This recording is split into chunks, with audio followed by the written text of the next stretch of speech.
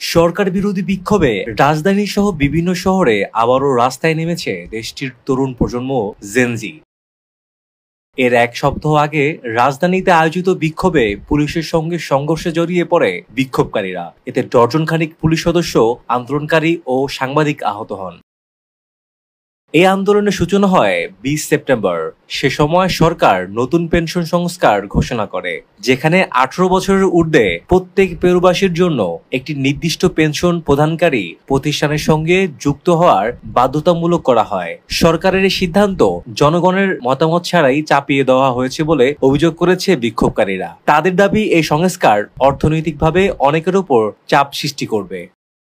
তবে শুধু পেনশন সংস্কার নয়, প্রেসিডেন্ট দিনা বেলুয়ার্তে ও কংগ্রেসের প্রতি দীর্ঘদিনের ক্ষোভও এই আন্দোলনের মূল কারণ। দুর্নীতি, চাঁদাবাজ ও সহিংসতা সহ বিভিন্ন অপরাধমূলক কর্মকাণ্ডে জড়িত থাকার অভিযোগে প্রেসিডেন্টের পদত্যাগ দাবি করেছে বিক্ষোভকারীরা। তরুণরা ঘোষণা দিয়েছে, সরকার পতন না হওয়া পর্যন্ত তারা রাজপথ ছাড়বেন না। অন্যদিকে বিশ্লেষকরা মনে করছেন, জনগণের উদ্বেগ উপেক্ষা করলেও এই আন্দোলন আরো তীব্র আকার নিতে পারে।